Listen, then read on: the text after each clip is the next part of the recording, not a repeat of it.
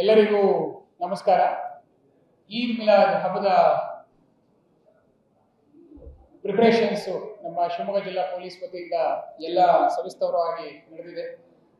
ಈ ನಿಟ್ಟಿನಲ್ಲೇ ನಾವು ನಮ್ಮ ಇಡೀ ಜಿಲ್ಲೆಯಲ್ಲಿ ಸುಮಾರು 3,000 ಪೊಲೀಸನ್ನ ನಾವು ನಿಯೋಜನೆ ಮಾಡ್ಕೊಂಡಿದ್ದೀವಿ. ಹೋಮ್ ಗಾರ್ಡ್ ಸಮೇತವಾಗಿ 12 KSRP ತುಕಡಿಗಳು ಬಂದಿದೆ, ಒಂದು RAF ತುಕಡಿ ಕೂಡ ಬಂದಿದೆ, ಒಂದು SAF ತುಕಡಿ ಕೂಡ ಬಂದಿದೆ, 21 DAR ತುಕಡಿ ಕೂಡ ನಾವು ನೇಮಕ ಮಾಡ್ಕೊಂಡಿದ್ದೀವಿ.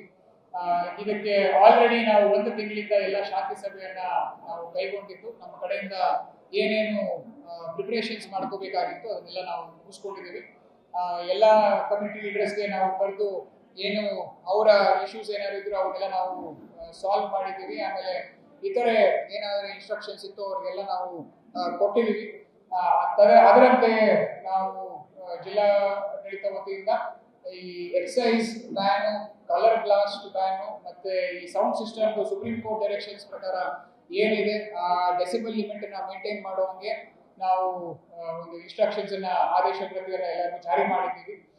ಈ ವಿಚಾರವಾಗೇನೆ ನಾವೇನು ಎಲ್ಲ ಆದೇಶಗಳನ್ನು ನಾವು ಏನು ಜಿಲ್ಲಾಡಳಿತ ವತಿಯಿಂದ ಹೊರಡಿಸಲಾಗಿದೆ ಅದನ್ನ ಎಲ್ಲ ಮಸೀದಿ ಲೀಡರ್ಸ್ಗೆ ಮತ್ತೆ ಏನು ಕಮಿಟಿ ಲೀಡರ್ಸ್ಗೆ ಅದನ್ನ ನಾವು ಜಾರಿ ಮಾಡಿದ್ದೀವಿ. ಅದರಂತೆ ಏನಾದರೂ ಇದರಲ್ಲಿ ವೈಲೇಷನ್ ಆದರೆ ಅವ್ರ ಮೇಲೆ ಕಾನೂನಾತ್ಮಕ ಕ್ರಮ ನಾವು ತೆಗೆದುಕೊಳ್ತೀವಿ. ಅದಲ್ಲದಲ್ಲೇ ಏನಾದರೂ ಸೋಷಿಯಲ್ ಮೀಡಿಯಾದಲ್ಲಿ ಇತರೆ ಕೋಮುವಿಗೆ ಒಂದು ಧಕ್ಕೆ ತರುವಂಥದ್ದು ಅಥವಾ ದ್ವೇಷವನ್ನು ಹೊರಡುವಂಥದ್ದು ಏನಾದರೂ ನಮಗೆ ಕಂಡು ಬಂದಲ್ಲಿ ಇಮಿಡಿಯೇಟ್ ಆಗಿ ಅವ್ರ ಮೇಲೆ ನಾವು ಕಾನೂನಾತ್ಮಕ ಕ್ರಮವನ್ನು ಜರುಗಿಸೋದಕ್ಕೆ ಮುಂದಾಗಿದ್ದೀವಿ. ಆಲ್ರೆಡಿ ನಾವು ಸುಮಾರು ಒಂದು 13 ಜನನ ಗಡಿಪಾರು ಮಾಡಿದ್ದೀವಿ.